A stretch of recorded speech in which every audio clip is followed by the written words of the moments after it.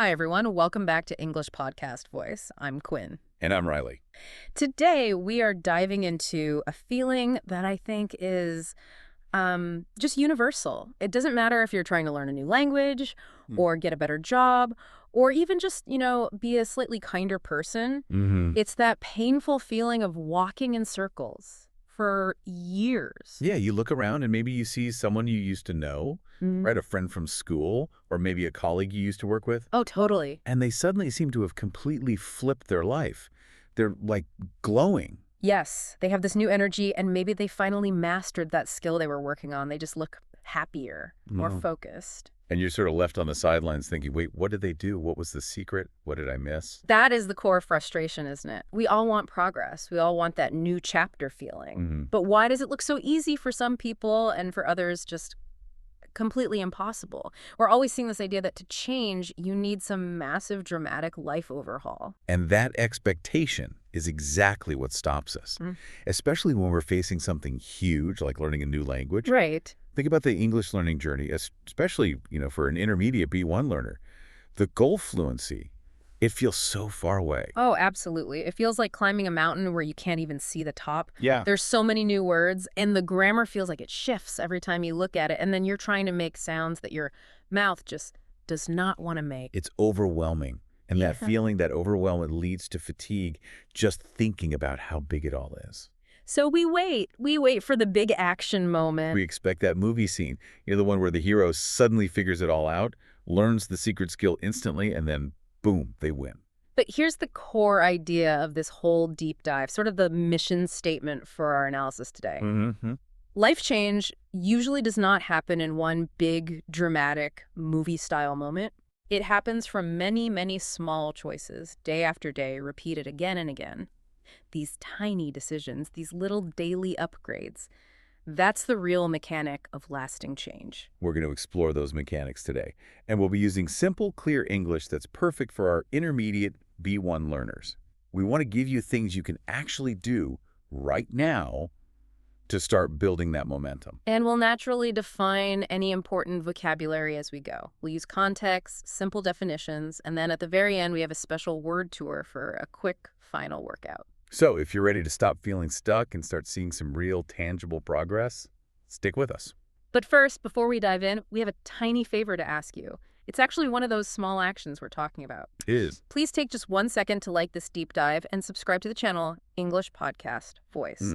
It's a small action, but it really helps more learners find this content, and it helps us know we're making something useful for you. And if you want to practice your English right now, just go down to the comments. Yeah. Tell us. I'm named from country, and one small thing I want to change is we genuinely love reading those, and it's real practice for you. Okay, let's jump in. We have to start by confronting the monster, right? Right. If we all want change, why does it feel so profoundly difficult? Why do we feel so stuck? That feeling of being stuck is the perfect starting point. When we say you feel stuck, what we mean is you're blocked. You're unable to move forward, even though you really want to. Right. You mentioned this analogy before, like a car with a full tank of gas, but the wheels just won't turn. It's exactly. You have everything you need, but you're just paralyzed. So our job now is to identify these invisible ropes that are holding the wheels in place. And the sources we looked at highlight 4 major ones, 4 big mental and emotional obstacles. Okay. And rope number 1 is the classic villain, fear of failure. Yes, fear of failure. So that's being so afraid of a bad outcome, like maybe you fail a test or you make a really embarrassing mistake when you're speaking English. Right. That you just choose not to try at all. The potential pain of failing seems worse than the pain of just staying where you are. And this fear is so insidious because our minds always jump to the most dramatic, negative conclusion. The little story in our head is always, if I fail this, people will laugh at me. Or I'll just prove to myself that I'm not smart enough. We focus completely on avoiding that pain. And what we rarely do, as you mentioned, is ask the other question. If I succeed, what amazing things could happen? So how do you fight that? The sources suggest a reframing exercise, right? A 3-step thing. Exactly. So step 1 is identify the fear, but be really specific. Don't just say, I fear failure. Okay. Say, I fear trying to order coffee in English and the waiter not understanding what I'm saying. That's very specific. So what's step 2? Step 2 is to ask, what is the actual worst case scenario? Right. And the worst case is usually pretty minor. The waiter asks you to repeat yourself, or you just point at the menu. It's almost never a complete catastrophe. And then step 3, ask, what's the best that could happen, and what is the cost of not trying? Okay. So the best case is you get your coffee and you get a tiny little drop of confidence. Exactly. And the cost of not trying is that you stay stuck. You never practice the skill. And the most important thing the research shows is that every single successful person you look up to has a long, secret history of many small failures. They didn't avoid it. Not at all. They just saw it as necessary data. Failure was part of the road, not the end of it. That mental shift, seeing failure as feedback and not as part of your identity, that's so hard, especially for language learners who feel all this pressure to be perfect. So for a B1 listener who just felt that sting of embarrassment after mixing up, I don't know, their verb tenses, what's a practical, immediate trick for them? Okay, the sources recommend focusing on your intention over the outcome. Intention over outcome. What does that mean? So when you order that coffee, your intention is to practice speaking. That's the real goal. If the waiter misunderstands you, well, you still achieved your intention. You spoke. You showed up. You got data. You can check the box for effort, not for perfection. That's a way to get a small win right away. I love that. Focus on the effort, not the immediate result. Okay, let's move to rope number 2, which I think works with fear. It's having no clear direction. Yes. This just means you don't know where to go. You don't have a map, no destination in your GPS. The real problem here is that our dreams are often too big and too blurry. Blurry, that's the key word, like an out-of-focus photo. It's not clear. Exactly. So many people say things like, I want a better life, or I want to be fluent in English. Those are huge goals. They're outcomes for the future, not actions for today. Precisely. If your goal is fluency, what do you do right now at this minute? It's too vague. And this is why the research really stresses the difference between an outcome goal and a system goal. Okay, tell us that difference, because this is really important for our listeners. An outcome goal is the destination. I want a new job in 6 months. A system goal is the daily process that will get you there. So I will update my resume for 30 minutes every Tuesday. So for English, the outcome goal is, I want fluency. The system goal would be something like, I will review 5 new flashcards during my lunch break. Yes. That makes the task sharp, not blurry. It tells your body exactly what to do, where to go, and when to do it. And without that sharp direction, you just wait. You wait. You wait for the big, perfect master plan to appear. You wait for that perfect moment when you magically have 10 hours of free time. Which never comes. It never comes. And this creates that terrible waiting room feeling, where time is moving. Years are going by, but you are not moving. You're just stuck, paralyzed by how huge and blurry the dream is. And that paralysis is often made stronger by rope number 3, negative self-talk. This one is like quiet poison. Negative self-talk is that critical voice inside your head. The one that's always whispering things like, I'm not smart enough, or I'm too old to learn this, or maybe people like me never really change. And if you hear that poison every single day, it doesn't matter how motivated you are on the outside, you're fighting a battle inside before you even start. That voice makes every step, even reading 1 page, feel 10 times heavier. Because you've already told yourself you're going to fail. Yeah. We have to learn to recognize this voice not as a fact, but as a habitual thought pattern. It's just a bad habit, and you can interrupt it. When you catch that voice saying, you're a failure, you can just acknowledge it and then respond inside your head. Thank you for sharing, but I'm choosing a different thought now. We call it the thank you next technique. I like that. Treating that voice like an annoying relative at dinner. You hear them, but you don't have to take their advice. Exactly. And that brings us to the final rope, rope number 4, which keeps that waiting room feeling going strong. It's waiting for motivation. This is the most damaging trap because it feels so logical. We think we need energy before we can act. Right. People say, I'll practice English when I feel ready or when I feel excited. But the whole sequence is backwards. Motivation almost never arrives first. In fact, motivation usually comes after you start. It's a small psychological reward for doing a small action. It's a reward loop, not the fuel to get started. Exactly. So the trick is to lower the effort needed to start to almost 0. If you're waiting to feel motivated to go running, you will wait forever. But if you make a deal with yourself, just, I will put on my running shoes and walk to the end of the street, that action is so small it bypasses the need for motivation. And once you do that, once you walk to the end of the street, you get this tiny little feeling of pride. Yes. That small sense of accomplishment is the energy. That's the motivation to do the next thing and then the next. That little burst of pride is the dopamine reward that makes the habit stronger. I remember spending months waiting to feel confident enough to speak English in real time. That feeling never, ever arrived. Hmm. It was only when I lowered my expectations and said, okay, I will speak, even if I sound silly, for just 5 minutes.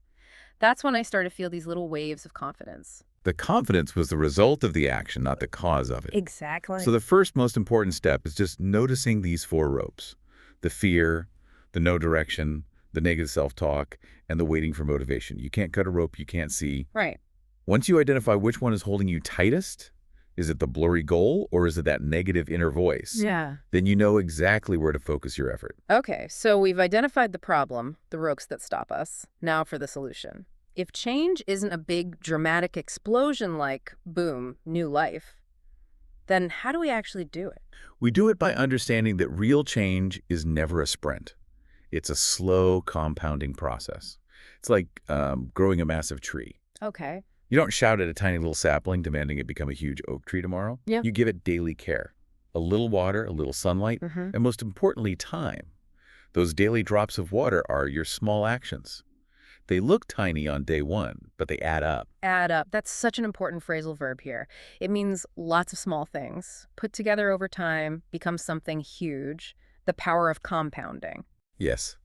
We love this concept of just becoming a little bit better every day. The sources call this the 1% rule. Right. If you get just 1% better every single day for a year, you don't end the year 365% better. Because of compounding, you end the year 37 times better than when you started. 37 times. That math is just stunning. If you learn 5 new English words this week, it feels small. But if you learn 5 new words every week for a whole year, that's 260 words. That's a massive increase in your ability to have a conversation. And it's built from actions that took almost no time each day. That 1% effort, that tiny, almost silly action, that is the engine of change. And the mechanism that delivers it is the habit. And this is where it gets really interesting. A habit is just something you do again and again, almost automatically. Brushing your teeth, checking your phone. Or maybe listening to English Podcast Voice every week. Hopefully. But we tend to think of habits as just actions, but they shape something much, much deeper. They shape your identity. Your identity. That's who you believe you are. The kind of person you see yourself as.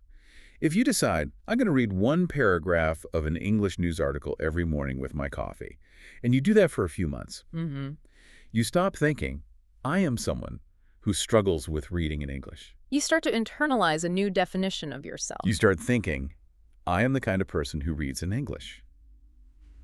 And that is a completely different identity. The research suggests this is why habits stick.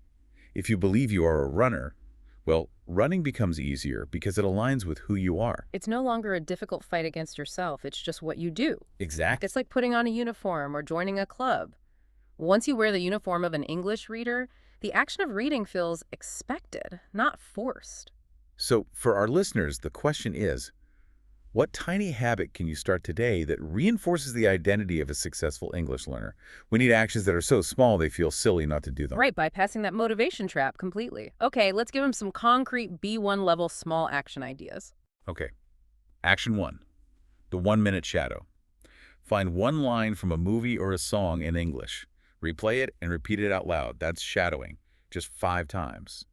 It's practice for your mouth muscles, building fluency 60 seconds at a time. I love that. Okay, action 2, the 2-sentence journal. Just write 2 sentences about your day in English. Don't worry about perfect grammar. Just force your brain to build a simple sentence. Action 3, language swap. Change the language on your phone or your laptop to English. You already know where all the buttons are, so you'll learn words like settings, battery, or update from the context without studying. That's a smart one. Action 4, study stacking.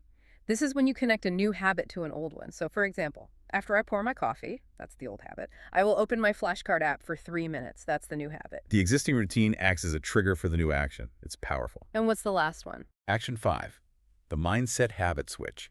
We mentioned this earlier, but it's worth repeating. Every time you catch yourself thinking, I'm bad at this, you stop. You immediately replace it with, I am learning this and I am getting better. That small, repeated correction builds a growth identity. The key takeaway here is just so fundamental. Tiny actions repeated over and over secretly build massive change. You don't need a huge, dramatic plan. You just need one small, sustainable action done daily. And what if you have a day where you miss it? You forget your two-sentence journal. The sources are very clear on this. Never miss twice. Oh, that's interesting. One mistake is just an accident. Two mistakes in a row, that starts a new negative habit. So you start again immediately. The next day, you protect the streak. Okay, we've established that our identity drives our habits. Since we already used the word mindset, let's spend some real time on that now. How can we actually install a better operating system in our brain? Mindset is the fundamental way you think about your abilities and the future. It's the tone of the voice inside your head, but it's also your whole philosophy for problems. Is your inner voice a kind coach, or is it a relentless critic? Psychologists talk about two major types of mindset that are just crucial for understanding change: the fixed mindset and the growth mindset. Right. And we need to look at these in detail, especially for learning. So if you have a fixed mindset, you believe your abilities, like your intelligence, your talent, your language skills, are permanent. They're set or fixed. So if you make a mistake, Your fixed mindset brain says, see, I'm bad at this, so why even bother trying? that is so limiting. If a B1 learner makes a mistake with prepositions, the fixed mindset says, I always mess this up, I'm just not built for grammar. And that's the end of it. But with a growth mindset, you believe that abilities are developed through effort and dedication and learning. You think, I can improve. I'm not perfect now, but I can get better. So that same B1 learner, with the same preposition mistake, the growth mindset says, okay, prepositions are tough, but I'm focusing on them this week. That mistake shows me exactly what I need to study next. Yes, it transforms failure from a statement about your identity into just simple, helpful information.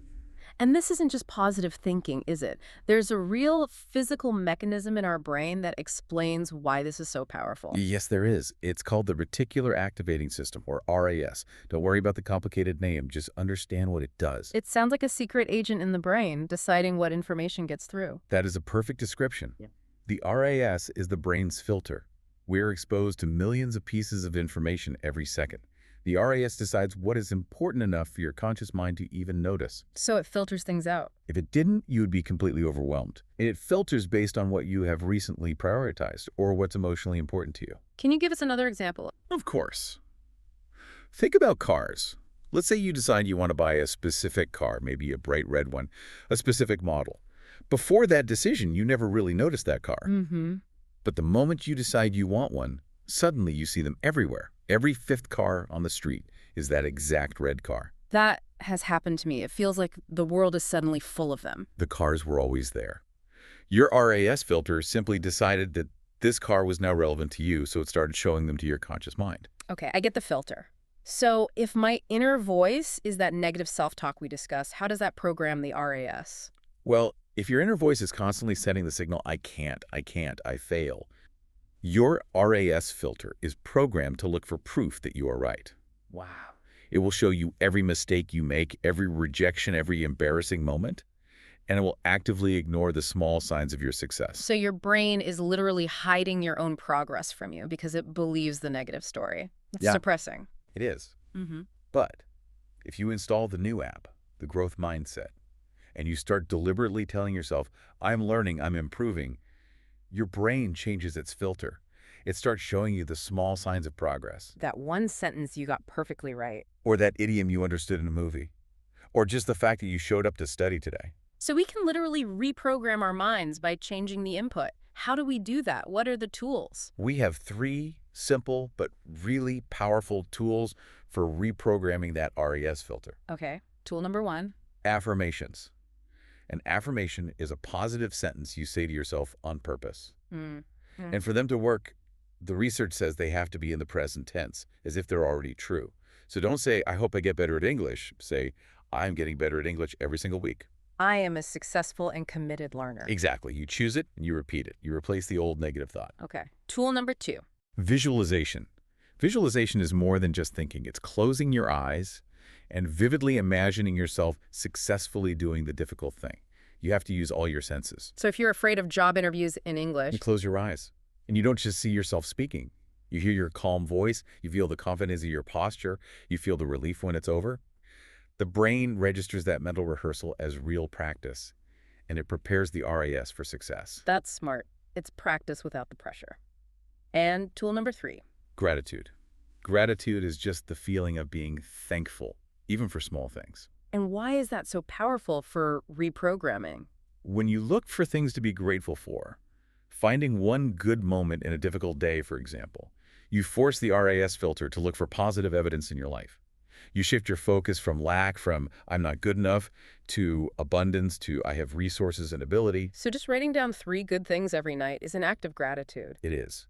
The ultimate goal here is to transform your inner voice from a critic into a coach. A critic just judges and demoralizes you. But a coach believes in you.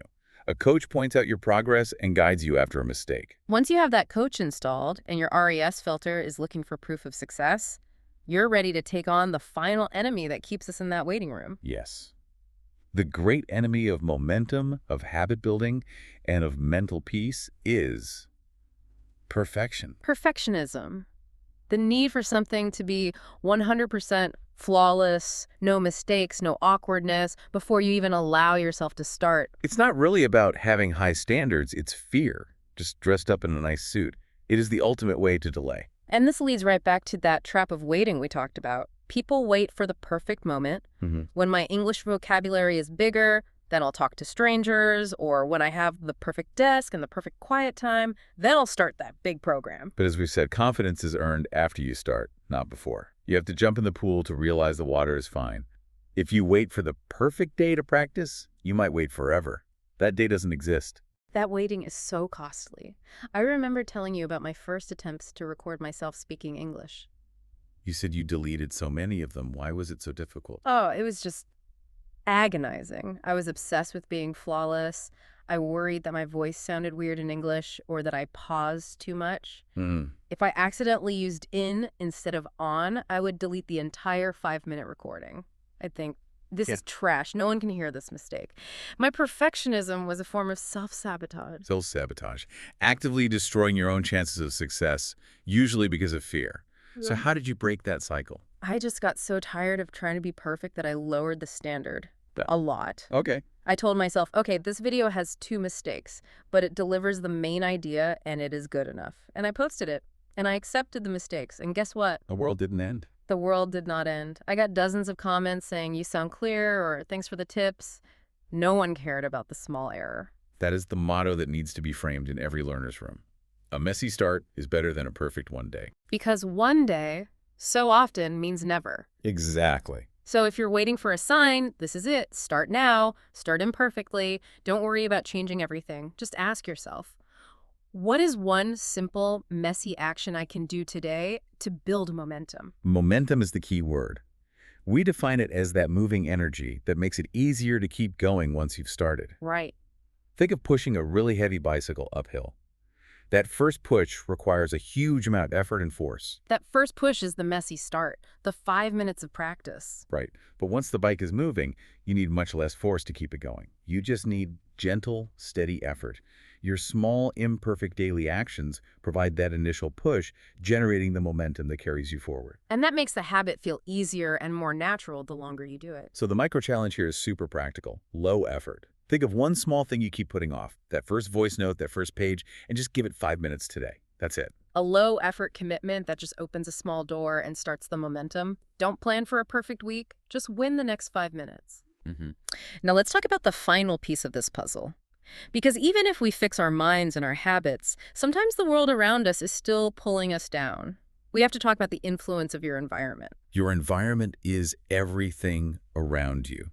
The people you talk to, the physical space you're in, the sounds you hear, and really critically, the information you consume. There's that famous idea. You are the average of the 5 people you spend the most time with. And that idea is so powerful because it highlights an unconscious influence. If your 5 closest contacts are always complaining, always saying change is impossible, it is incredibly difficult for you to stay hopeful and focused. They unconsciously make stagnation feel normal. But if your 5 people are learning and trying new things and taking small actions, even if they're struggling, even if they're making mistakes, then you start to feel, hey, maybe I can do that too. Their energy gives you permission to make an effort. And it's not just about people in the real world, it's about your information diet. I love that analogy of a diet. We know food can be healthy or unhealthy. Information is exactly the same. Good podcasts, helpful videos, books, that's healthy food for your brain. It gives you fuel and clarity. And then there's the junk food. Endless scrolling on negative news sites, watching drama, getting into arguments in comment sections. Or constantly comparing yourself to expert-level speakers on social media. Right. These things drain your energy. That phrase means they take your focus, your vitality, your emotional strength away. They leave you feeling empty and tired. And if you're filling your mind with that junk food, you just won't have the mental energy for 5 minutes of English practice. I remember feeling so alone when I started seriously learning English. It felt like I was the only person in the world struggling with phrasal verbs. But when I actively changed my environment and joined a small online study group, everything changed. And did that group suddenly make English easy? No, of course not. Grammar was still hard. But they made quitting incredibly difficult. Suddenly, I had people who shared my struggle and celebrated my small wins. They made making mistakes feel normal. It was so encouraging. It provided the social energy to keep the momentum going. Exactly. So the actionable step for you, the listener, is to do a simple environmental audit. Ask yourself, who are my 5 people and what is my information diet? And if the answer feels heavy or negative, you don't need to cut everyone off. But you can introduce one positive person, one encouraging community, or one reliable learning podcast. Like English Podcast Voice. And start balancing out the drain. Little by little, with better people and better information filtering in, taking action just feels more natural. You don't have to fight so hard against your own environment to make small positive changes. We have covered a lot of deep ideas today, from the invisible ropes holding us back to the power of the 1% rule and how to reprogram your brain. And we use several key vocabulary words that are essential for talking about all this. Yes, and this is the part where we turn all those concepts into immediate, usable English vocabulary. Think of this as a short, friendly workout for your English brain. We'll give the word a simple definition and a sentence for context. Let's start with the word that describes our biggest problem, stuck. Stuck. It means you can't move forward even when you try. Example, I feel stuck in my daily routine because I fear changing jobs. Yeah, that's a feeling we all know. Next, failure. Failure means something does not work. You did not succeed in the outcome. Example, we learned that failure is just feedback. It's not the end of the road. Direction. Direction is knowing the way you are going, having a map or a clear plan. Example, my vague goal became clearer when I gave it sharp direction. The long but crucial one, negative self-talk. This is the unkind, critical voice you have in your mind. Example, I'm trying to interrupt my negative self-talk by using affirmations. Now for the solutions. Habit. A habit is something you do again and again, almost automatically. Example, listening to an English podcast voice episode daily is a new healthy habit I built. And habits shape your identity. Your identity is how you see yourself, the kind of person you believe you are. Example, I adopted the identity of a dedicated learner, which made practice easier. Mindset. This is your general way of thinking about your abilities and your future. Example, a positive mindset helps turn big problems into small challenges. We focused on the essential learning mindset, growth mindset. This means you believe you can learn and improve and that mistakes are necessary. Example, she has a growth mindset, so she is not afraid to speak in front of new people. Now, our reprogramming tools. First, affirmation. An affirmation is a positive sentence you tell yourself on purpose in the present tense. Example, my daily affirmation is, I am improving my English grammar every week. Second tool, visualization. Visualization means closing your eyes and vividly imagining yourself doing something well. Example, I use visualization before important meetings to see myself speaking confidently. Third tool, gratitude. Gratitude is the feeling of being thankful for the good things in your life. Example, writing down 3 things I was grateful for helped me change my filter. And the power of movement. Momentum. Momentum is the moving energy that makes it easier to keep going once you start. Example, my first small success gave me the momentum to keep going. And lastly, environment. Environment means everything around you. People, places, and information. Example, I changed my environment by curating my information diet to be more positive. So for that friendly workout, choose one of these 13 words right now and write or say your own unique sentence using it. That is real practice that reinforces your new habit identity. Thank you so much for spending this time with us today. Our core message really remains, you don't need a perfect plan, And you definitely don't need a dramatic movie moment to change. You just need one small step, repeated again and again. Tiny little changes every single day truly work and will eventually deliver massive results. We believe in you, and we really encourage you to start building that momentum today. Think of one thing you keep postponing, that one small action that feels hard, and give it just 5 minutes right now. Don't worry about perfection. Just worry about starting. If this deep dive was helpful in giving you some clarity and direction, please share it with a friend who also wants to grow and learn English. And please make sure you subscribe to English Podcast Voice for more deep dives into learning and growth. I'm Quinn. See you next time. And I'm Riley. Bye.